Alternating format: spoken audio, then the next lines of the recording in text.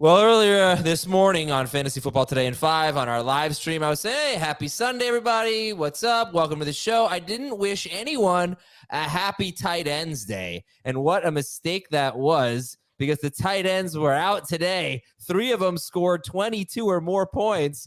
Travis Kelce, I thought he was going to get a record, but he did not quite get a record for yardage for a tight end. 179 yards, not bad. 35 PPR fantasy points. That's an okay game for Travis Kelce. I think actually probably 35.9 if I had to guess.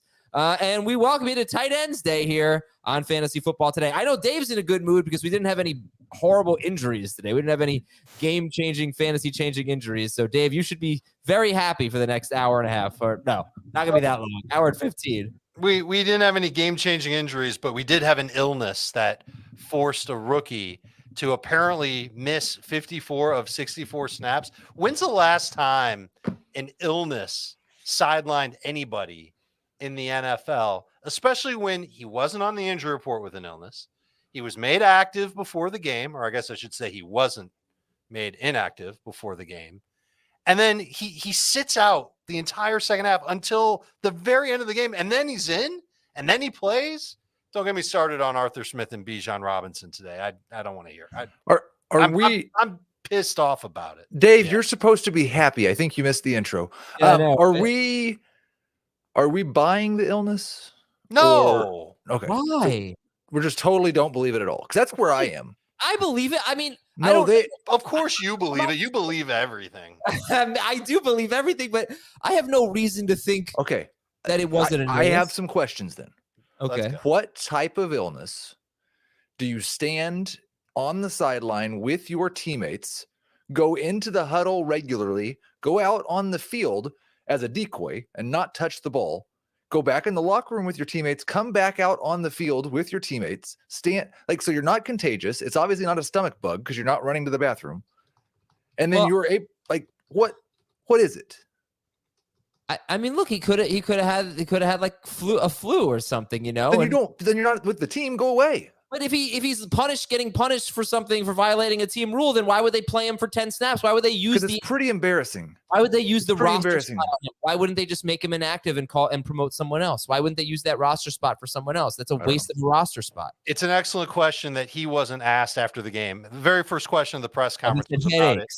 And Arthur Smith said Bijan wasn't feeling like himself, so they wanted to be cautious. Arthur Smith talked up the depth that he had at running back. Again, like you were saying, why not just make him inactive? And then Arthur Smith said at the end of his answer, I'll have a better answer for you tomorrow. All right. Well, people are saying in the chat. Think that means? So we'll see if we can get into that. What is it? People are saying it was headaches, so we can look into that. But maybe it could be headaches, and maybe that's actually what happened. And I hope he's okay, but I wonder if he broke a team Schaefer's coming in. What do we got, Schaefer? So Bijan took one of the snaps at the end of the game. It was like the last play, one of the last. That was his only touch of the game. Yes. So you can't. He's not sick. Come on, like who could have had a headache? He could have got better, and then he took play to play, and it hurt again. All right. Well, let's talk about more could be headaches. We've seen that before. Remember Terrell Davis in the Super Bowl? Yes, absolutely. Migraines. Scottie Pippen. Okay. Let's talk about more positive things here. Heath, who's the biggest winner? I thought Dave, Mr. Happy Dave. He's like, bleh. So Heath, who's the biggest winner this week? No, I think we would have been in the wrong to not start the show talking about that. It was the biggest story of the day. And I want to be very, very clear that I'm not criticizing Bijan. And if he was sick or if he didn't feel well, I had no ill will at all towards him. I was not minimizing it. If he has a headache, headaches can be awful. So I just want to be clear on that. I love all 3 of my winners for completely different reasons. I'm going to say Puka Nacua is the biggest winner because the question got flipped on its head. Like the question has been, well, what happens when Cooper Kupp comes back? Well, yeah, Cooper Kupp's going to be a top 12 wide receiver, but is Puka? And then last week we had the questionable game from Puka, and then this week it was all him, and he made one of the greatest toe tap catches I can remember. We were talking about it last week, and in the last 2 weeks on the Dynasty show, we've had Matt Waldman and Matt Harmon on talking about Puka. I mean, that's all what you talk about Puka every single week. And I've got him in my top 12 in Dynasty already, which seems ridiculous considering. But what's the argument against him? It's the greatest start ever to a career. Yeah. Yeah, no, you got to buy it. You're able to statistically back up that it's the greatest start ever to a career. I think you are, right? That can happen. That can be said. Yeah, it's the most yards. I mean, it's gotta be. It was after 4 or 5 weeks. I would assume it is. I don't know that for sure, but I'll verify. I'll have more information on that tomorrow. All right. Well, he is a winner. All right, we have a buy or sell from an audience member. I asked on Twitter. Let me see if I can find it real here. It's from real quick. Newtel says buy or sell. Puka is better than Kupp rest of season. I don't buy it, but I do love your hazelnut spread. I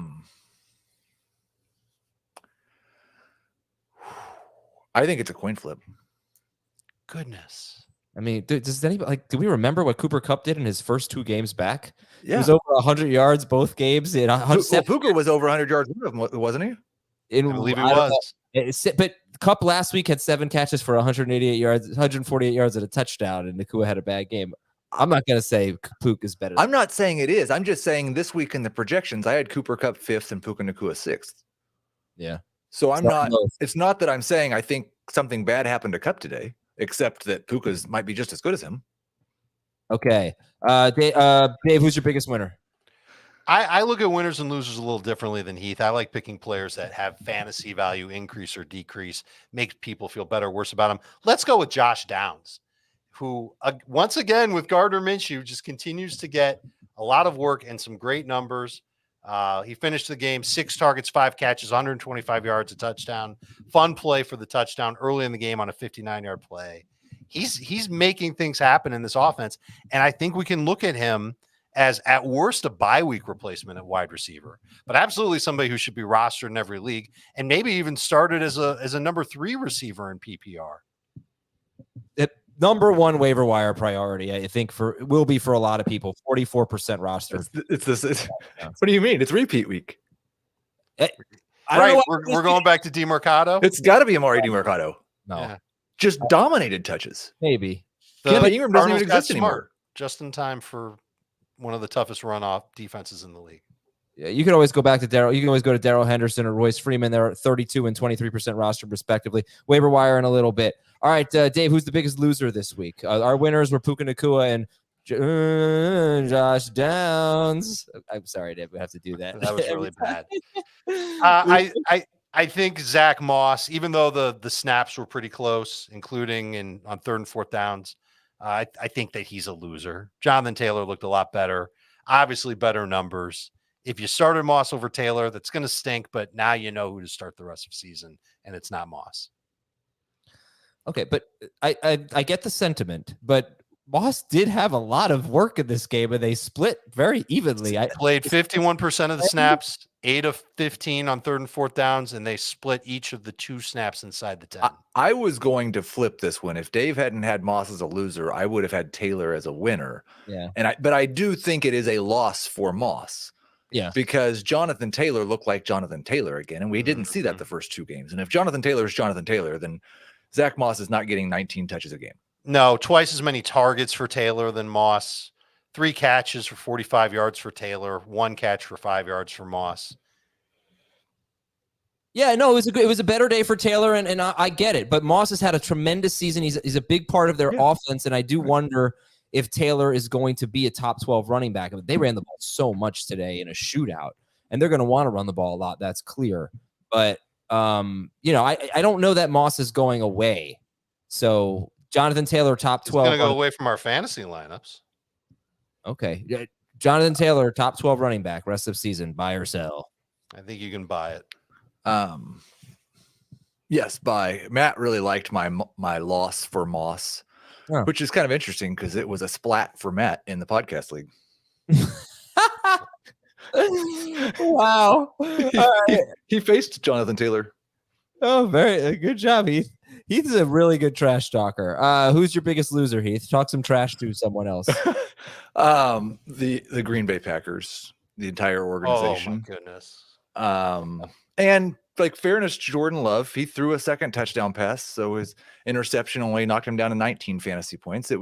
He might even be a top 12 quarterback this week, but just a disgusting performance against the second worst defense of all time. They might be the third worst defense of all time after this performance.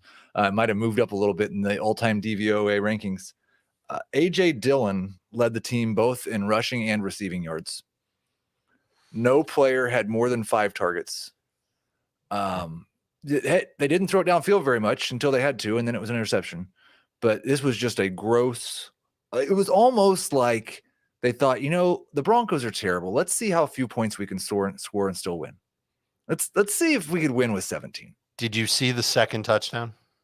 Oh yeah, Romeo Dobbs throws a pretty bad pass to Romeo Dobbs, goes through. I actually didn't hate the pass. He's sidearming it. They're near the goal line. I think it was inside the 5. Love sidearms it. Dobbs has it bounce off his hands up into the air, and Reed is right there to pick it up to catch it for the touchdown. Not pick it up. That would suggest that it actually fell and hit the ground. You can't do that in the NFL.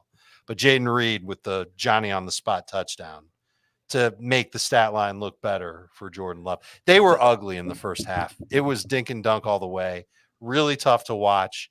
And then when Jordan Love did try to uncork it, there were a couple of decent throws. There was one to Christian Watson that was nice. But, man, it was just not – I don't think it was what Jordan Love wanted to do. And the coaches really wanted him to kind of be reined in, 4 different players with at least 5 targets, but just frustrating. It wasn't good. And then Christian Watson got hurt at the end of the game. Dave, you're not looking at the box score, right? No. Okay. There were 10 Packers who caught a pass in this game. 10. Yeah. This is exactly what they wanted. How many of those 10 players do you think you can name? I think I could name like 7. Hey guys, let's know. It's okay. I get it. Mark Chimura. He's QB 7 right now, by the way, for the week. Ben Sims caught a pass. Okay. What position does he play? Isn't he like an H-back? All right, Emmanuel Wilson's a backup running back. Musgrave got hurt too. Do they have a single must-start player? The Packers. 0. Aaron Jones? No. Aaron Jones played 34% of the snaps, both the inside the 10 snaps. But yeah, A.J. Dillon pulling off a Christian McCaffrey type of performance. I don't believe that Aaron Jones is healthy. I think it seems he pretty good on a couple of runs, but you're probably right if he's playing a third of the snaps. Who cares how good he looks? The fact is he's barely playing. He needs to be playing, and he's limited in practice all week. And, and when LaFleur was asked about him, he was kind of wishy-washy on him. He's looking okay, getting better, that kind of thing. So we have a buy or sell about him a little bit later. We can put it off. But, yeah, bad day for the Packers. I will say this about the Broncos, though. They have been so badly injured on defense. They are finally getting healthier. Just this week, they took Baron Browning off the IR. Okay, they're getting back to themselves. Last year, they were a really, really good defense. I don't know that they're the layup matchup that we thought they were. They've held the Chiefs to 19 points and the Packers to 17 points in their last 2 games. Things might be changing. Well, they get the Chiefs again next week, so we'll see. Yeah, we'll see. All right, those are your biggest winners and your biggest losers from Fantasy Week 7. Want to promote Sportsline. We have great content from all of our writers on Sportsline. Please check it out. Just give me a real quick, Heath, give me one piece of content that we can find on Sportsline from you. My weekly projections every single week on Wednesday and updated every time I update them. That includes this afternoon. I don't update rankings after 1 p.m., but when DK Metcalf was ruled out, I updated my projections for the Seahawks so you could see how JSN compared to Romeo Dobbs, Christian Watson, those guys, and whether you wanted to start him over those guys. Fully updated projections, and you can get it all for $1 for the first month, promo code Heath. There you go. Dave has a promo code Richard. You can find his content there too. Go to sportsline.com and make it happen. Today was National Tight Ends Day. We had the big day from Kelsey. We also had a 2-touchdown day from Mark Andrews. We had Darren Waller with a big day, 7 catches, 98 yards, and a touchdown. We had Dalton Kincaid with a big day. We'll talk about him a little bit later. And you might pick up Gerald Everett. He's had a touchdown in 2 straight games. Not a ton with it, but he got hurt also. He did. Yeah, you're right. Left the game with an injury. I think a quad. All right, maybe you're not picking him up. Some weird stuff from week 7. As Heath already mentioned, A.J. Dillon led the Packers with 34 receiving yards. Deontay Foreman tied 2 career highs, 3 catches and 3 touchdowns, both tied a career high for Deontay Foreman, who had a big game. Gus Edwards, this may have been the weirdest thing. Gus Edwards had an 80-yard catch.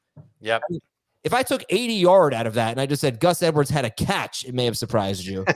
But it went for 80 yards. Bigger surprise. Gus Edwards had an 80-yard catch, or the Lions defense looked like the Lions defense from 2021. I do not believe there is an NFL defense that is going to stop the version of the Baltimore Ravens offense we saw today. We got to talk about the Ravens. They were spectacular. Their defense is playing great this year. Lamar had a huge game. And Jerome Ford, another weird thing. Jerome Ford had his second carry of 69 yards for the season. And went very much like the other game. He had a 69-yard carry. Yes, it did. He got hurt too, though. So that's big injury we'll keep an eye on.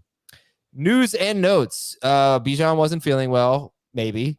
I believe him. Deontay Foreman left in the fourth quarter, but he did return. Did Bijan say that? I don't know. Can someone, Schaefer, can you look into the headaches thing? All right, we'll look into the headaches thing. We'll see if we can find out. I didn't know he spoke. I'm sorry. Saquon Barkley hyperextended his elbow. He played through it the entire game. Said he'll be fine. Jerome Ford left with the ankle injury. We saw Pierre Strong come in and get a lot of work after Ford left. And obviously Kareem Hunt had another nice game. Deshaun Watson. So this was interesting with Deshaun Watson. He was playing horribly. He leaves, gets checked for a concussion, clears the concussion protocol, and they decided to keep him out just to protect Deshaun Watson. And they've already said he'll start next week. To protect the offense from Deshaun Watson. Yes. We've got the word from Bijan himself. He said it. He had a headache. Yep. Okay. I'm sorry. Started feeling it last night. Said he felt weird, woke up, was completely out of it, tried to take medicine. Head was hurting, didn't know what was going on. I take back all of my questions. You guys were really out of line. I was questioning Arthur Smith, not Bijan. I know, but I don't know. Okay. Well, again, like if you knew that Bijan wasn't well, why activate him for the game? And then if he really wasn't well, why put him in for a random snap or two in the fourth quarter? I mean, we care about these guys. We want them to be healthy, but what was a headache? He wasn't going to re-injure it. But yeah. if it's bad, listen, there's migraines and stuff. We had a boss once who had these unbelievable types of headaches. I forget what they're called, but he said it felt like somebody was like putting like a hot stick right in his eyeball. That's how bad the headaches were. If it was that bad, ocular migraine. Yeah, whatever it's called, Dr. Azer. Look, I think that Bijan Robinson, if he wasn't feeling well, man, it's fine. Don't play. We get it. We understand that things happen. But it's just strange how that all went down. Yeah. Yeah. Also, we just got some big news here. Nick Bolton, Chiefs linebacker, dislocated his wrist. Yeah, that was an ugly play. Yeah. That's a bad one. All right. Let's see what else we got here. Christian Watson left in the fourth quarter in some pain, hurting his knee. Luke Musgrave left with an ankle injury. And no, these were not the reasons why Jordan Love struggled. Jonathan Taylor was used in the Wildcat. I saw a few times. Could have been a lot more. I don't even know. I didn't actually see this. I just saw it in some notes that Jerry Jeudy left in the fourth quarter. Any news on that? Did you guys see that? I saw him go down. It didn't look like it was a contact injury. We'll see. Maybe there's an update from Sean Payton. Washington lost some key players in this game. I actually don't know if their offensive lineman, Sadiq Charles, came back. It didn't look like a terrible injury, but he left, and one of the reporters said it was Sadiq Charles, probably their best offensive lineman, and the Commanders' offensive line is just awful. Awful. That was one of the weird things you missed. What? The Giants had more sacks in this game than they had coming into this game. Total? I don't know if this is true. They had 6 sacks in this game. They had 5 coming into this game. Oh, wow. What do you got, Dave? I don't want to say it. I need to get it confirmed before I say this. All right. Washington linebacker Cody Barton left with an ankle injury. Patriots left tackle Trent Brown left, but I believe he returned. And Atlanta fumbled at the goal line twice. Both Desmond Ridder. One a touchback, one recovered by the Buccaneers. And they lived to tell about it. They won on a walk-off field goal. It's actually, it was a pretty good day. Some close games, some competitive games. Yeah. All right. Before we go take a break here, any waiver wire tips? I mean, I think I already mentioned the big 3. Maybe, the big 4. DeMercado, both Rams guys, Josh Downs. Fair? Yeah. Very early. That's what I think. Okay. I had one more weird thing about the day, if that was okay. Mm-hmm. There was one running back who ran for even 90 yards today. Really? Wow. It was not Jerome Ford. Ken Walker? Ken Walker is the only one.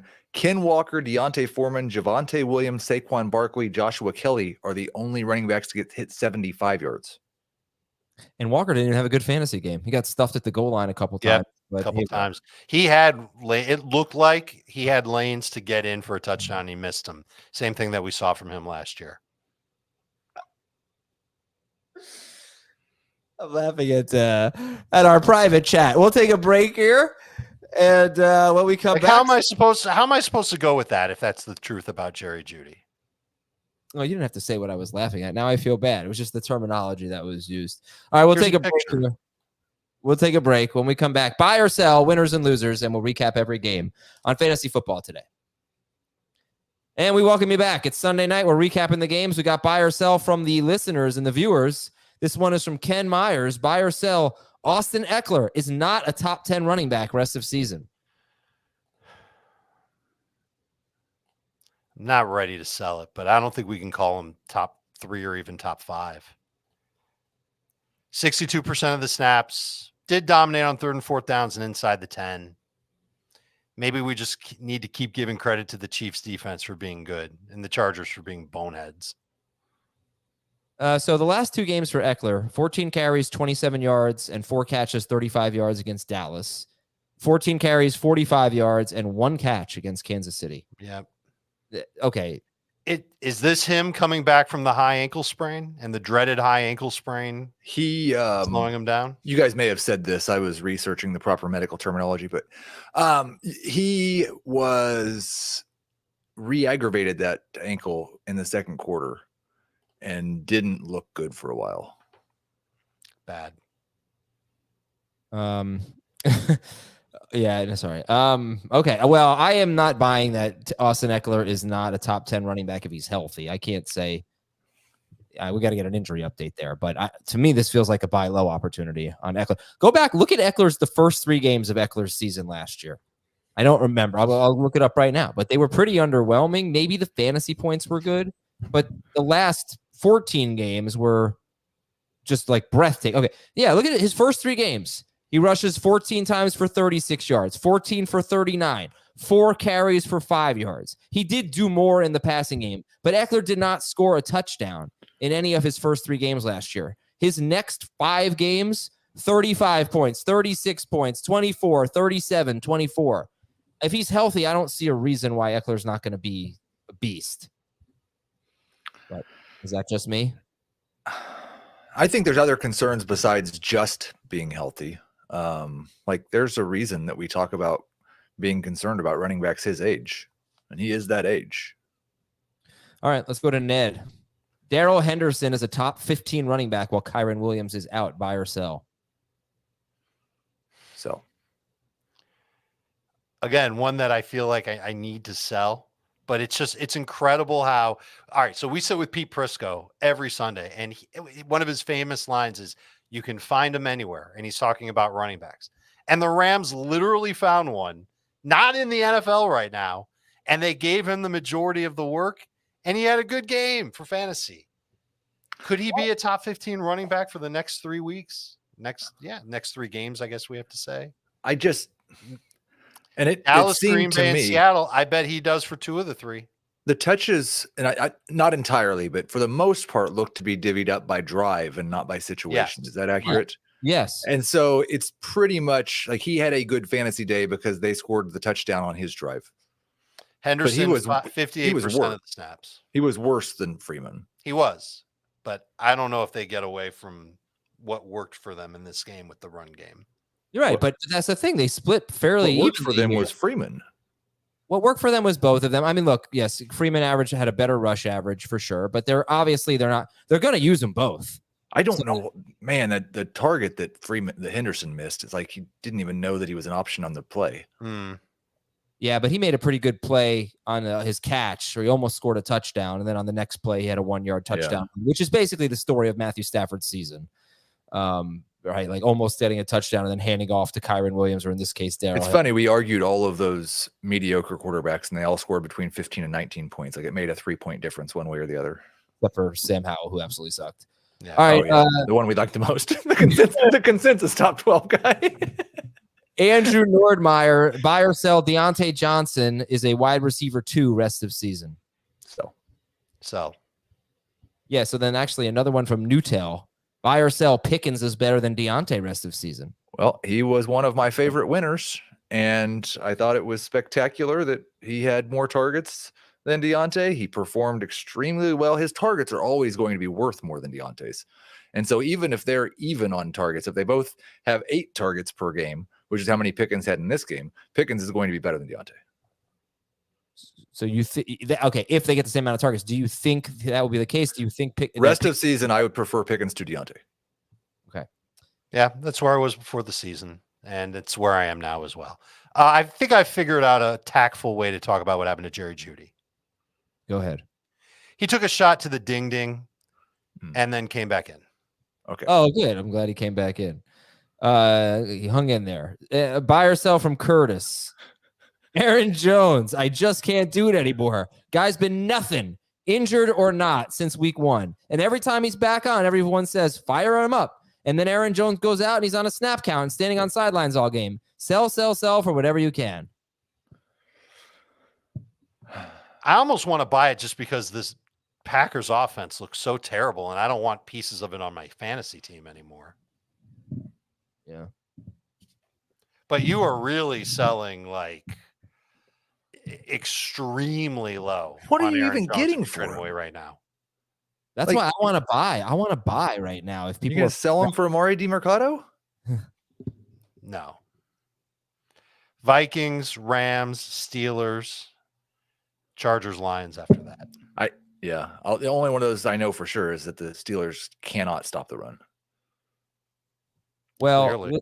Well, if they, I don't think they'll have Cameron. No, they won't have Cameron Hayward by then. But yeah, I mean, look, he didn't play much. He still had 3 catches for 22 yards, and I think Aaron Jones is gonna be involved in the passing game, and he'll give you something.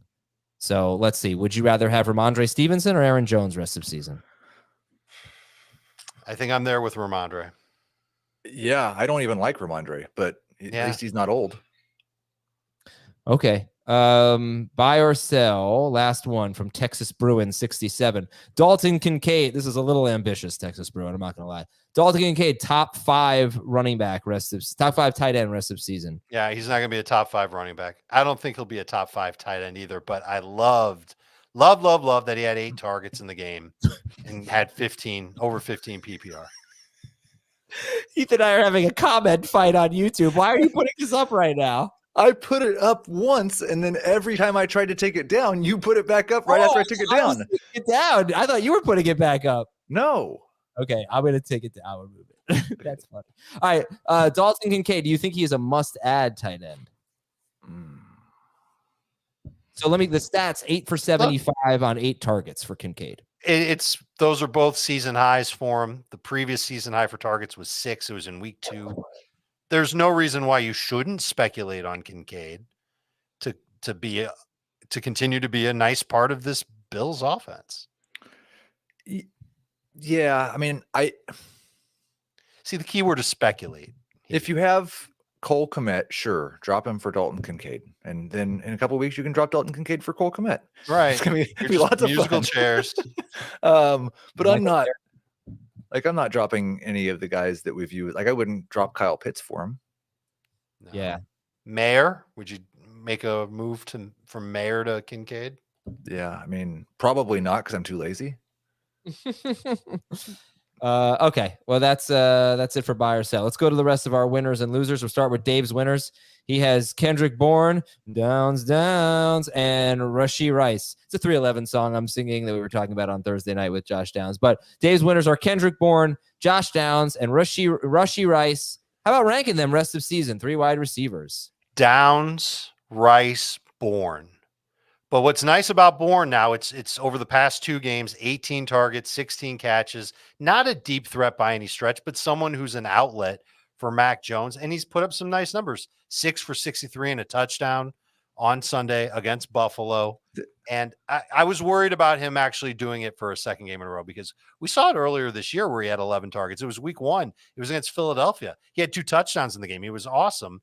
And then like 2 weeks later, everybody was ready to move on from Kendrick Bourne. So skeptical that he can be like a rest of season type of winner. But for now, if you need a wide receiver in week 9, maybe to be your bye week replacement, like he's got a chance to be that guy. Did he have a target after the fumble? He lost a key fumble and they came back. But we want to say he did. I don't show one for him on the final drive. There were several. The other guy who I thought was a winner was coming back from his concussion, Demario Douglas, the rookie. Yeah, he had a good game too. Was very involved, second highest targets and yards on the team. And he had a couple targets in that final drive, but I wasn't sure if Bourne got punished or not. Well, are we talking about targets or even playing after the fumble? I'm pretty sure there were no targets. Not sure about playing. Okay. Anything else to say about Bourne, Downs, or Rice? No, I think you know what to expect with Rashee Rice at this point. He's at worst a stash at wide receiver who might even become like a top 30 type of guy. He's in the right offense. Exactly what you want to do in fantasy is attach yourself to players who are attached to good quarterbacks. Yeah. The only thing I would disagree with is I would go Rice, Downs, Bourne as opposed to Downs, Rice, Bourne. But I think Downs and Rice are in a different split stretch. Like I might actually use 10% of FAB or something if I saw one of those guys on. Kendrick Bourne's just, I'm picking him up after waivers for a $0. That's bid. fair. Yep. Okay. No, you could bid $1 on him if you wanted him, but no one's going to really want him. Heath's winners are Puka Nacua, George Pickens, and Amari DiMercato. You want to say anything else about these guys, especially DiMercato? Yeah, I mean, well, first off, Keontae Ingram didn't touch the football. 13 carries for DiMercato, just 1 for Damian Williams. All of the running back targets went to DiMercato. And so I know we've been fooled by this before, but this is it feels to me like a slightly different situation. It's a terrible matchup the next 2 weeks against the Ravens and the Browns. Yeah. But if he's going to touch the ball 18 times, he's going to be a high-end flex. Yeah. And then after 2 weeks, maybe James Conner's back. Right. And as soon as Conner comes back, he goes back to being a third down guy who might get you 5 PPR points. So tough to love him for now. I'm going to have a hard time ranking either Henderson or Freeman ahead of DiMercato next week. Okay. I would like them to throw the ball more instead of running the ball with Henderson and Freeman 33 times or whatever. You know, they should not have more carries than Matthew Stafford as passes, in my opinion. But against that defense, but I don't know. I mean, Stafford was pretty efficient. Stafford was good in the first half. He was terrible. They were terrible in the second half. And honestly, the Steelers defense, I did watch this game, especially the second half, pretty much every snap. Steelers defense played very well in the second half. They started out the first play, TJ Watt. Holy cow, what an interception that was. And they were covering them really well. They were pressuring Stafford. But anyway, let's go to the losers here. He said Green Bay is a loser. Also, Jameson Williams, 6 targets, no catches at Baltimore. I guess it was good to see 6 targets. And Josh Jacobs was a loser. He bobbled and ultimately did not catch a touchdown. He almost had a touchdown catch. It was overturned. He also bobbled and did not catch an interception. I'm not so sure that Josh Jacobs, I've really tried to just maintain the positive outlook here, and all the touches were nice, but man, it's hard to have faith in him on a weekly basis. It's just disgustingly bad run offense from the Raiders right now. Maybe when Jimmy G gets back, this gets a little bit more efficient, but I think it's a sell low on him too. And I'd rather have him than Aaron Jones, but I might just take something for Josh Jacobs if I could get a starter for him. Really? I'm surprised to hear that. Cause I mean, he has a nice floor. Right? This was a terrible game, but he's usually going to get This was his second terrible game out of 6, right? I mean, the first 3 games were all between like 9.5 and 11 PPR points or something. Correct. So those weren't great, but at least he's getting you 10 or more points. But then like then 2 games after that, he was enormous. Monster. I don't like it because he has had, it's probably 11 games now where he's had 1 carry longer than 18 yards or something like that. I mean, going back to last year, that sucks. He's just not running the ball well at all. I believe he had a touchdown called back in this game as well. Not that would have made him a monster for this week, but everybody would have felt a little bit better about Josh Jacobs. There isn't another guy taking work away from him, and I would imagine that he will be better when the passing game gets better. That'll be when Jimmy Garoppolo's back. I would buy low on him if I could. Yeah, we may be talking about a deal this week, Dave. I think I've got some Josh Jacobs. I'd buy low. You give me. I'll take some Josh Jacobs. Okay. We'll and then who was my other one? The Jameson Williams. Oh goodness. Yeah, at least 2 of those targets were in garbage time, and it is amazing. Like that dude can fly, and gets open, and then the ball bounces off of his face mask, or the ball bounces off both of his hands. Yep. It's almost like he's running too fast to catch the ball. He needs to slow down just a little bit so he can catch it. It was a really, really poor performance. 6 targets, 0 catches, and it wasn't a bunch of errant throws. I mean, Jameson Williams is 80% rostered, and he did have a 53 yards and a touchdown last week, but on 3 targets. So, Rashee Rice, Josh Downs, right? Yeah. I mean, if I need a starter and I need a win, I'd probably Kendrick Bourne over Jameson Williams. All right. Can I say a quick thing on Bourne? Yes, please. 8 snaps for the entire Patriots team after his fumble. Bourne was in on all of them. Half the plays on those 8 snaps, remember, it's their game-winning drive. Half of them went to Ramondre, and Ramondre helped get them into first field goal range, and then they went on to score. So I don't know if there's something there with Kendrick Bourne not getting the ball at the end of the game. And while I said that people aren't going to be interested in him, maybe you should if you're desperate for a wide receiver or just a bench wide receiver that might be able to come through with 10 or 12 PPR points a week. He's not my favorite, but I think he was a winner this week. Yeah. Okay. I'm sorry. I have one last question about Bourne. I wasn't trying to be overly negative about Bourne. No, but I mean, I think it was a good question about the fumble. It was. So I went and I double checked into it, and people aren't going to be excited to get a target from Mac Jones. I'm saying that maybe if you're looking for cheap PPR points, he's going to be there. Okay, I'll move on. I was just going to say I don't really care if Juju's back next week. I can't imagine. You shouldn't. I don't think they're going to care. All right, Dave's losers are Zach Moss, who he already talked about, Sam Howell, who scored 9.5 points at the Giants. And you know what's funny, Dave? I was thinking to myself, like, I have such a good loser that no one's going to think of, and I'm going to bring it up. And Dave, of course, it was one of his losers. Khalil Herbert is a loser, with Deontay Foreman having 2 productive games in a row and a huge one today. But all right, Sam Howell was 88% rostered, 55% started, and Khalil Herbert's a loser as well. Go ahead. I'm looking forward to seeing what the blitz rate was for the Giants, but I would imagine it was pretty high. Adam, you watched the game. You can let me know. But I think Howell was uncomfortable and off target, and really the only guy he could connect with when he's under pressure, we saw the stats for it, was Terry McLaurin, and McLaurin ended up having a very good game. Everyone else on the Commanders had a pretty terrible game, including Jahan Dotson, who – can we call it a drop, that last play? It wouldn't have been for a touchdown, but it was like a 4th and 5 play. Howell kind of missed him a little bit. It was a little bit behind him. Yeah. And he should have caught it. He pulled a Jameson. The ball bounced off his hands. And I don't like that's so, Dave, you remember he had great hands in college. He was awesome. He had great hands last year. I don't know where it's a confidence thing. It has to be. Maybe. Or it could be the quarterback doesn't throw professional, I don't know, like super accurate throws. Well, last week John Dotson had a drop last week on a beautiful throw. This was a tough catch. There was a lot of mustard on it. It was pretty near range, but he should have caught that ball. And Howell, my take on it is the Giants, like you said, Heath, I didn't even realize this. They had more sacks in this game that they had coming into for the whole season. The Commanders' offensive line is absolutely putrid.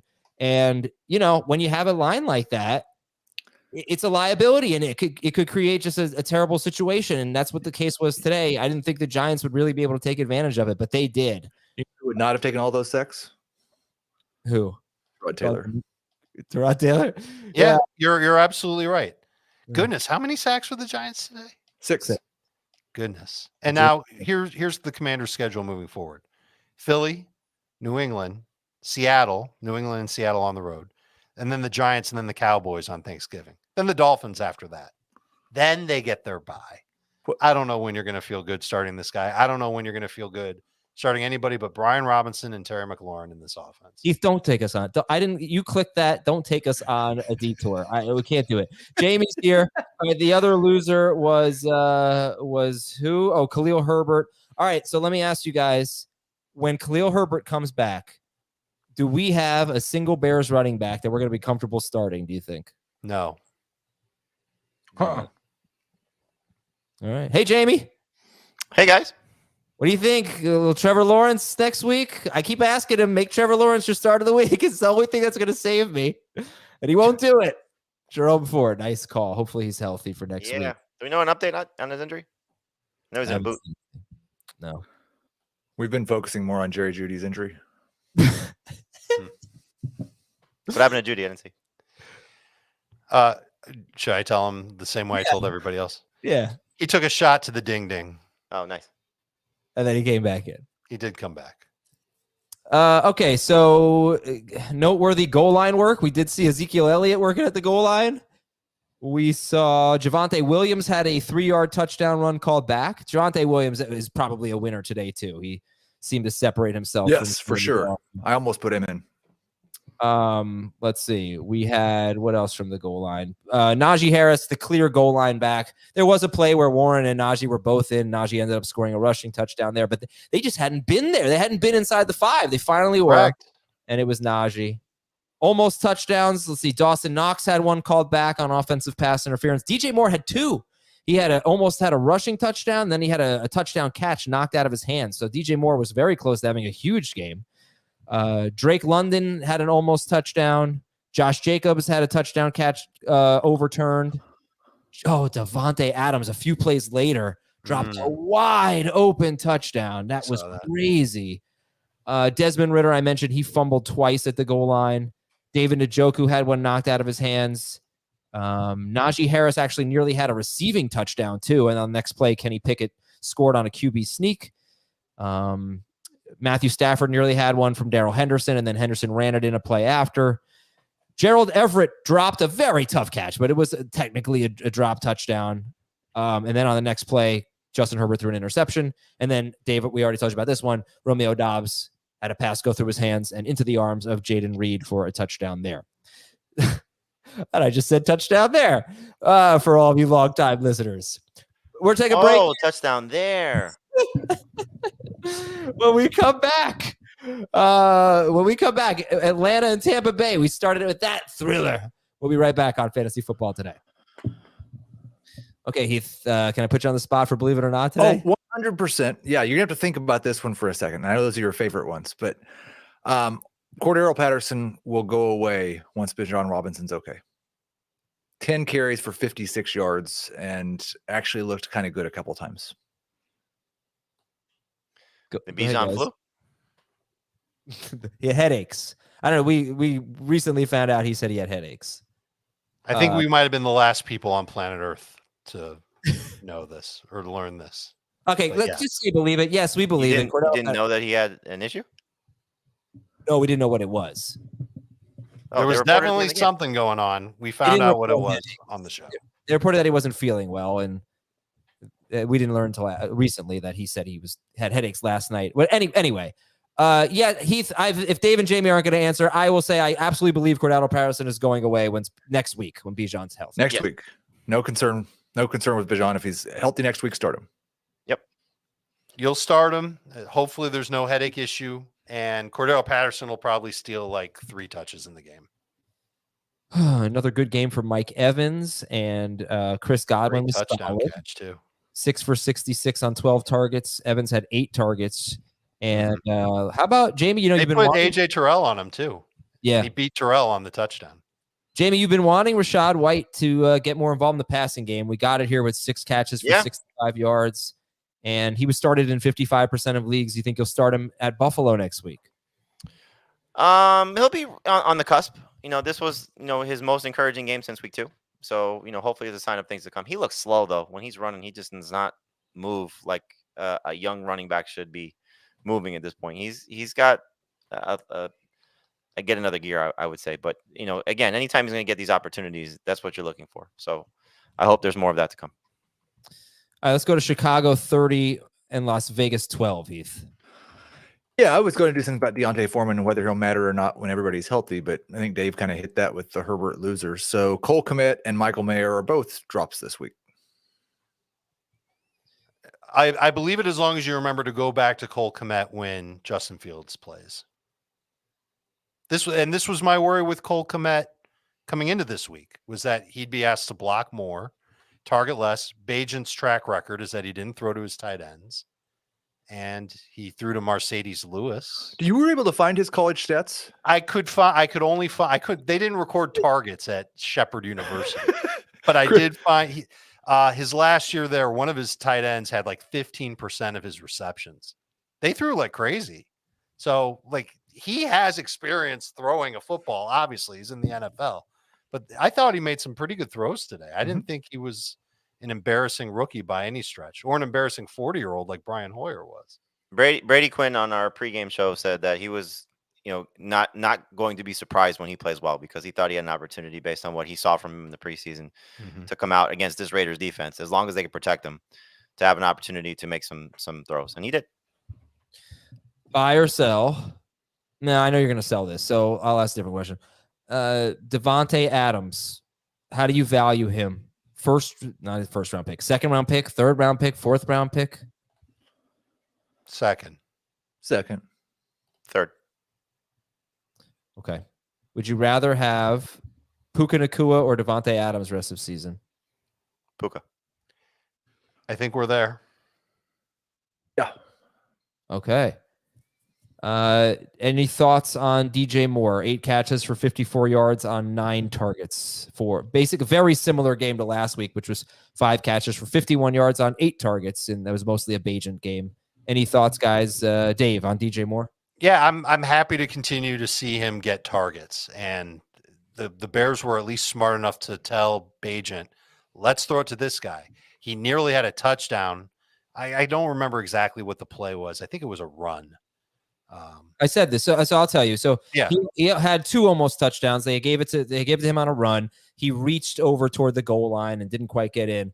And then later in the game, Bagent made a pretty good throw to him, and he had it in the kind of like the corner of the end zone, and the defensive back just sort of knocked it out of DJ Moore's hands. So yeah, so I'm encouraged. I'm encouraged by how this game went, and eventually, hopefully, Fields will be back and the passes will be better. Certainly further downfield. Yeah. All right. New England 29. The shocker. New England 29. Buffalo 25. Dalton Kincaid will have more targets than Gabe Davis rest of the season. I can believe that. No, I don't think I can. Let me spice it up a little. Gabe Davis is a sit. Gabe Davis is a sit. How, like, he's going to be a sit 40% of the time, and you're not ever going to know when it is. So if you want to sit him after bad games and start him after good games, I think that's a bad recipe. But the good games are almost always just touchdowns. I mean, there's not much to like about what we've seen so far from Gabe Davis. Although I did point out on the starter sit episode that he just has a terrible history against New England. He still has never had more than 39 yards against them, but he just doesn't get the ball thrown to him.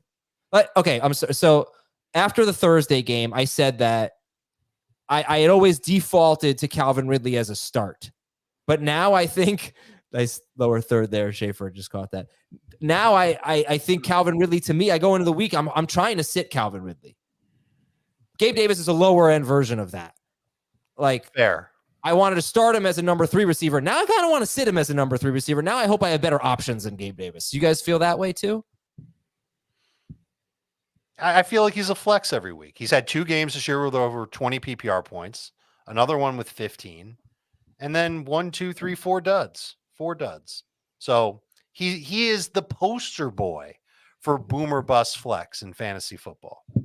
I think, though, just first off, you got to have enough options when we're in bye weeks and we're in injuries and dealing with those, to sit a guy that's attached to Josh Allen that has the chance to score a touchdown and go for 60+ yards any given time he steps on the field.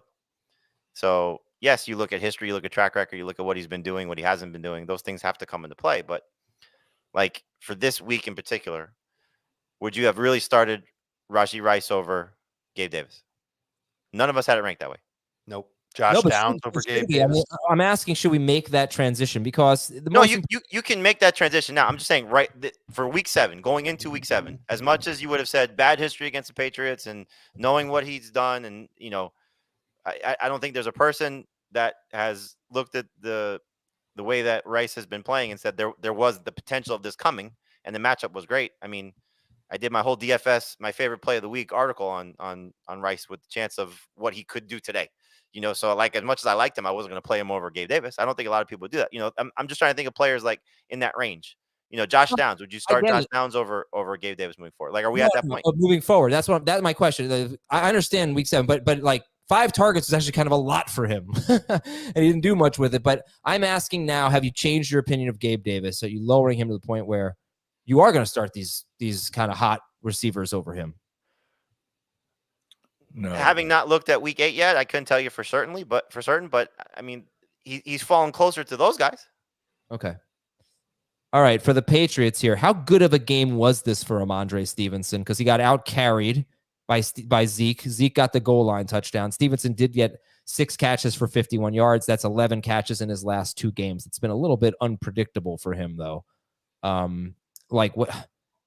Tough player to evaluate, I think, Dave. What do you think about Stevenson? Sort of tough to evaluate, and he was headed for a stinker until he had a 34-yard catch on the last drive, and that's what actually kickstarted the Patriots' offense into being in position to, like I said, first be in field goal range, and then they scored the game-winning touchdown to Gesicki. And he still had his normal share of snaps. He still played 2/3 of the snaps for them. But it's starting to get a little gross with him and Zeke mixing in. Zeke playing 5 of 7 snaps inside the 10. You're never going to feel great about Ramondre, but he's always going to come out as a top 20 running back in the rankings and will pretty much be a high to middle RB2 when everybody's playing, like next week. Yeah, I'm not sure he'll be top 20 for me next week with nobody on a bye, but we'll see who's healthy. And he's at Miami. What happens? Well, okay, hold on. He's at Miami. So I can't imagine that the Patriots are going to run the ball with high frequency against the Dolphins. I figure they're going to play from behind against Miami.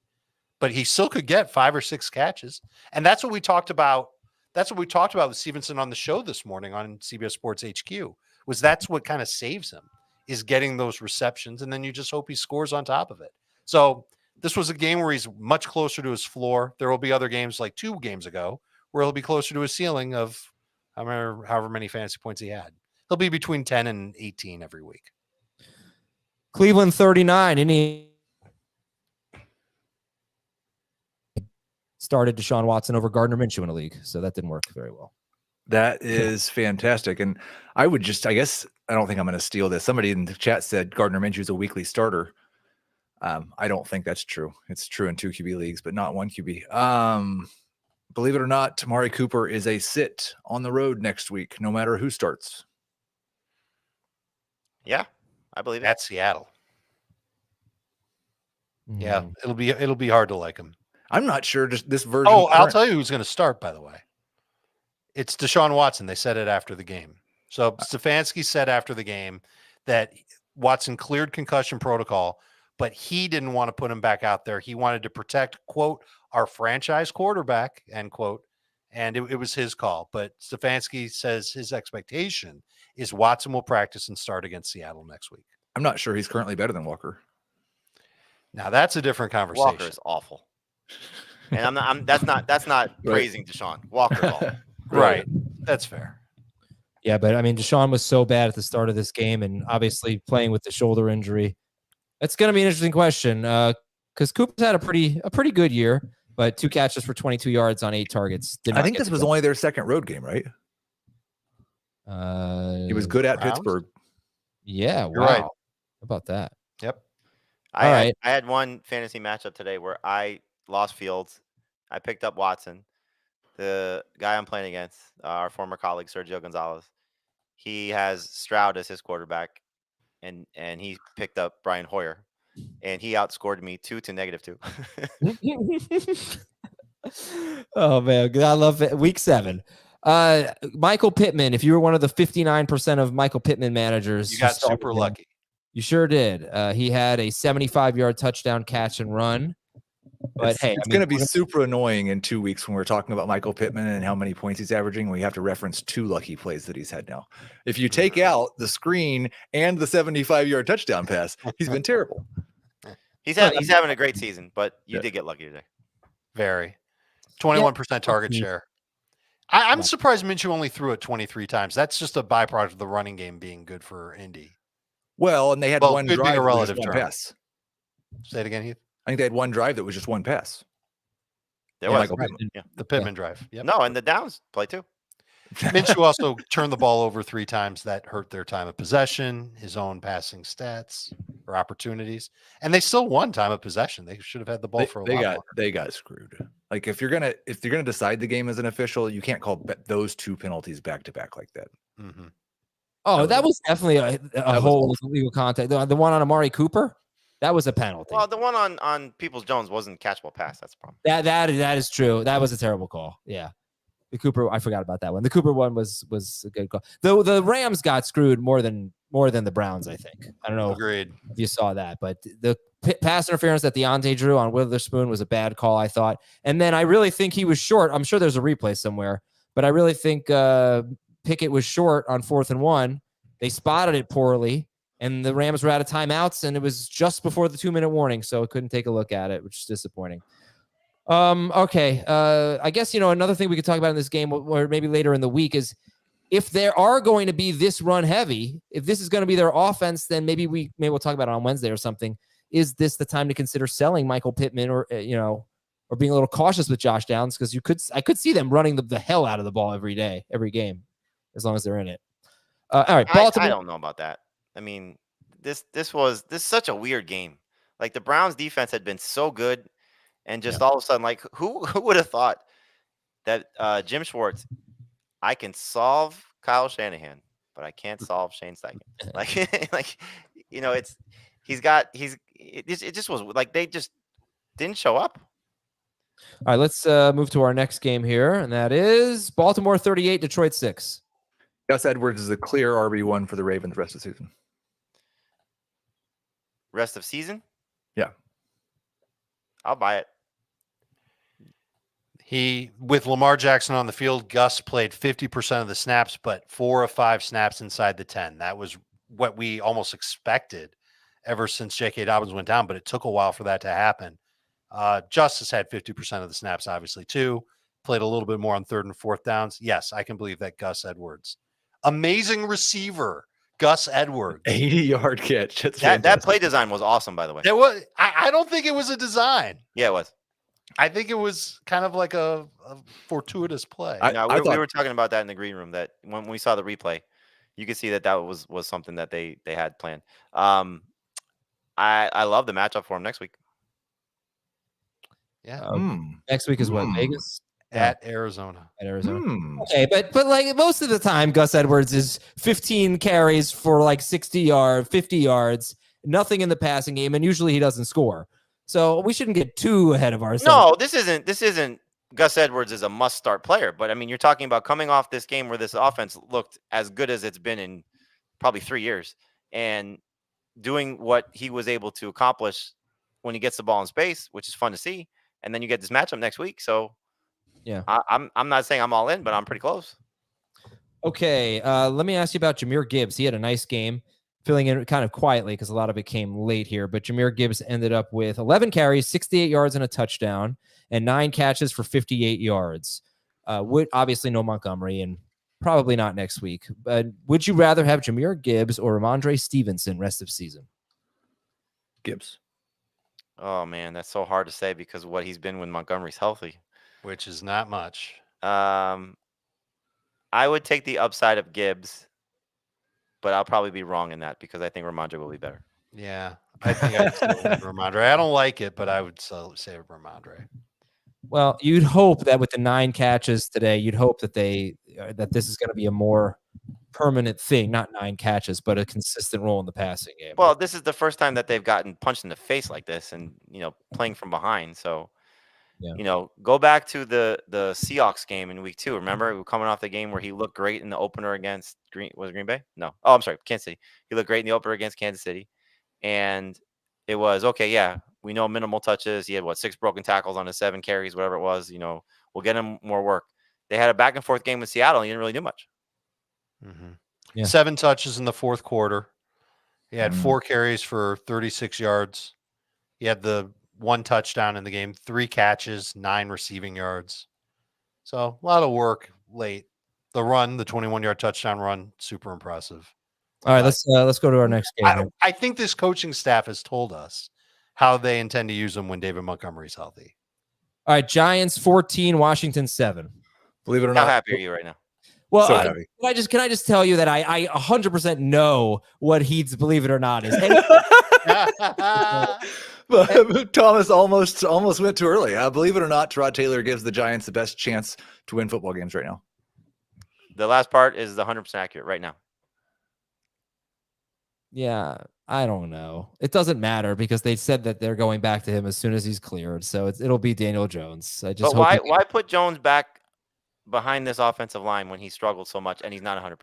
Well, I would like to have this conversation, but I think we should focus on the fantasy impact here. That is the fantasy impact. Oh, for sure, it's a fantasy impact. It makes Darren Waller better right now.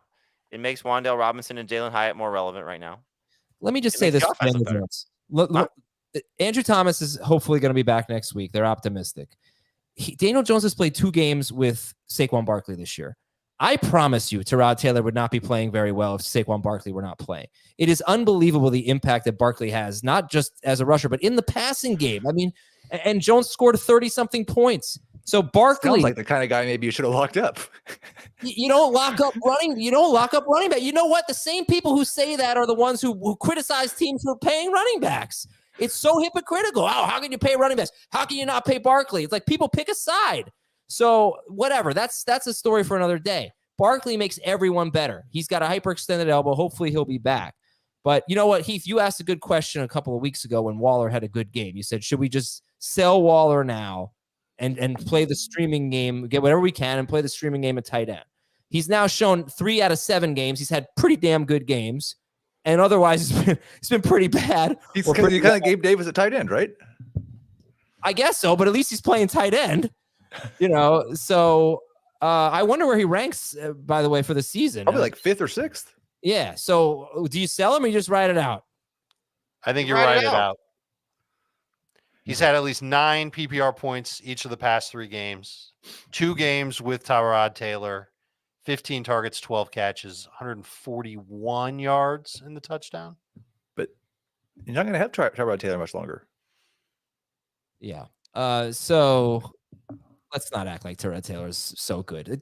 Daniel Jones. He's good for Waller. He's better for what the Giants have right now. When Andrew Thomas and the offensive line is back to at full strength or close to full strength, Daniel Jones will be fine in comparison to what Tyrod Taylor is right now.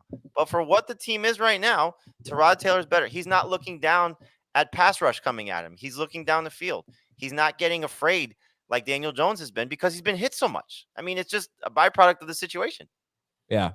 Brian Robinson was started in 93% of leagues. He had 8 carries, 23 yards, and a touchdown. He did not have a catch. I believe this is now twice where I've said somebody or Brian Robinson for start of the week. And when I've said that, Brian Robinson has been bad. So I will stop saying that. He scored, but they were using what Chris Rodriguez in there. Where did that come from? Yeah, 7 carries for him. I don't. I guess my takeaway from Robinson would be like the Commanders. You think about that Thursday night game against the Bears. The Commanders are not good enough, I think, for us to be super confident in a game script. So you always have to be careful about that with Brian Robinson, I guess. All right. Next up, the late games. Sorry, guys. We'll go a little faster. Seattle 20, Arizona 10. There's no going back with JSN. He's going to matter the rest of the year. Don't believe it. I kind of believe it. He had the middle of the field all game long. when Metcalf comes back, now you've got Metcalf and Lockett on the outside, and Geno might have the confidence now to start attacking in the middle of the field, make it really hard on defenses. And I think this was a confidence building game, not only for Geno, but for JSN. Does it make you believe it more because he was better than Lockett today? Like he'd have been the number 2 behind Lockett? I like that he had led the team in targets. That's basically the combination of he led the Seahawks in targets and he looked good. Like this is the first game that he's looked really good in. I hope it's true, but I mean, his best game came when their best receiver's not there. So I don't know how many games this year DK's had over 15 PPR points. Yeah, one. But it doesn't mean that he's not their best receiver. And it doesn't mean that he wasn't helped by DK's absence. I mean, I think that clearly he was. Yeah, it's all fair game. Only 24 pass attempts, though, also. So, you might get more than that typically. But I feel like they're going back to being a ground and pound and defense team. Their defense has made a huge leap. Witherspoon is helping that, I think. But they would look like a joke early in the season. Maybe it's schedule, but their defense has been much better. They're in the AFC North the next 2 weeks, Cleveland and then at Baltimore. These are not going to be great games for the Seahawks offense. There's certainly the run game. I'd be nervous. Passing game, JSN might be the one guy that those two defenses don't worry about so much. So they play Cleveland and Baltimore the next 2 weeks? I believe so. And Arizona plays Baltimore and Cleveland the next 2 weeks. Yeah, it makes sense. This is all true.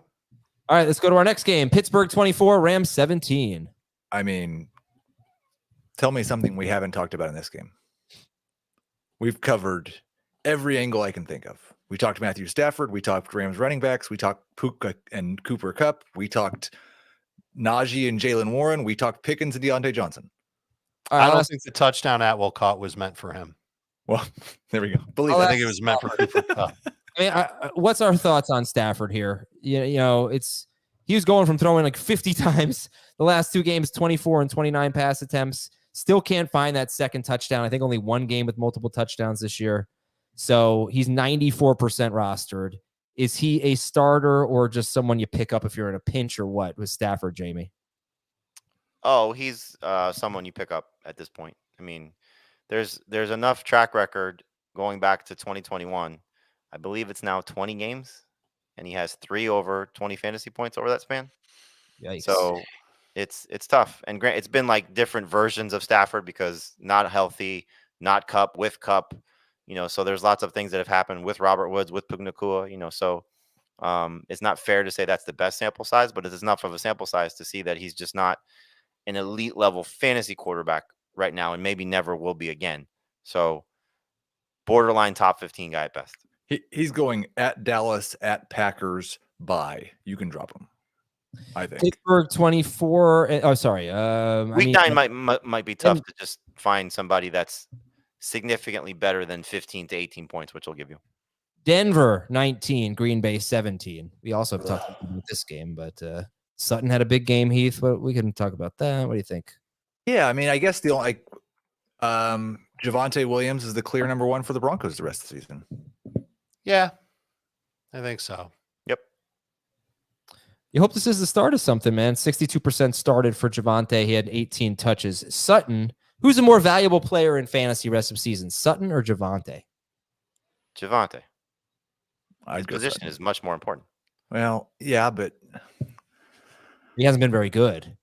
Yeah. You just said you hope it's the start of something. I'll take the hope of start of something at that position. Then Sutton, when the touchdowns disappear, he won't be that good. Well, that's the thing. I mean, he's scored, 5 touchdowns this year? 6, maybe? He's basically the only person Russell Wilson throws to in the end zone. Right. Yeah. That's kind of what makes me lean towards Sutton, too. I'd probably take Javonte, but yeah, all right. I mean, I guess you look at this debate, they're in the same conversation. And it's good for Sutton. Judy didn't have a bad game. 5 catches, 64 yards on 5 targets. That's not great. We're going to find out a lot about the Broncos in the next week and a half. There you go. Trade deadline. Yeah. All right, Kansas City 31. That's their next opponent is Kansas City, by the way. Kansas City 31 and the Chargers 17. The Chiefs' offense is boring and terrible for fantasy. Well, come on. Can he have a 50-point game already? Garbage. Yeah, no, that was great stuff. He flexed a little bit today, huh?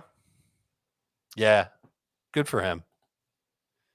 I saw that I was playing Heath in the IDP league, and he's got Mahomes and Kelsey. I was like, I'm not even gonna look at this score. Don't even have to bother. Awesome. Herbert again. I mean, I know he found. By the way, has that trade been absolutely awful for both of us? Our trade? It's so bad. What was it?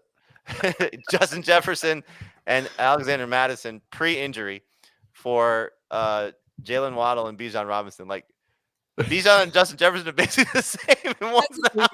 Bijan did outscore Jefferson today by like 0.3. He did. But Jefferson wasn't in your lineup. Yeah, it was a bad trade. Josh Palmer with a great game. He's 75% rostered. He's got 7 or 8 targets in 4 straight games now. Look, the Herbert, I think they were really hurt today by just not being able to run the ball. But 13 points for him. His last 2 games, 25 points, 23 points. But it's been kind of a struggle since the Mike Williams injury. And I've asked this before. Is anybody getting concerned about Herbert? So we had, I know we'll get some drinking game references on this, but we had Tom Spencer on the show pregame, and he said that the finger injury on his left hand is going to be a 6-week injury. And so I wonder how much that's taking some toll, because everything's got to be in shotgun. I don't know if that was the case today, but that seems to be everything that he's been lining up. Austin Eckler's banged up. Clearly, he got hurt again in this game with the ankle problem.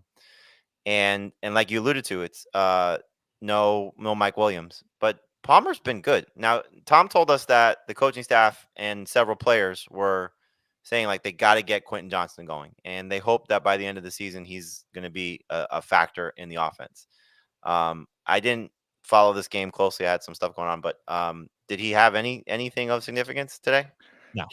He had a catch and showed a little bit of his yak ability. It took 2 guys to bring him down. And then he had a target deep down the sideline where he looked completely lost, because he shouldn't be getting targets deep down the sideline. 1 catch for 20 yards on 2 targets. So what he said to us on the pregame show was that they were going to try and manufacture some touches for him. So clearly that didn't happen in this game. And I'm sure probably the way the game unfolded, that wasn't the case. But he's somebody just keep an eye on. But I think at this point, you know what you're getting. You're going to have to see something from him first. Like we saw last week from JSN that there was the chance of something coming for him coming off their bye week. And, the Metcalf injury opened that door. The door's been open for Quentin Johnston without Mike Williams there, and he just hasn't walked through it yet. So we'll see if that happens by the end of the year. And I'll say this, when you get information about they want to get this guy more involved, it doesn't always happen immediately. You look at Michael Mayer, the Raiders wanted to get him more involved. Well, it was a game after that he got going. You look at Dalton Kincaid, the game that they said that Tom Spencer said they wanted to get him more involved. I think he had only like 5 targets or something, but I think Josh Allen threw 24, 25 passes that game. And then he got the concussion, and maybe they really did want to get him more involved. So if you can be patient with Quentin Johnston, not the worst idea ever. And in the same interview, they said Rice is on the verge of being that guy. And we saw it today. Yeah. All right. Well, thanks everybody. Appreciate it. Let's we got to get out of here. We got the game of the week, which so far is a major dud. Thank you so much for not choosing Chiefs Chargers. Like, it really would have ruined my afternoon. So we got to get out of here and watch the end of this game. We will talk to you tomorrow with Beyond the Box Score. See you later.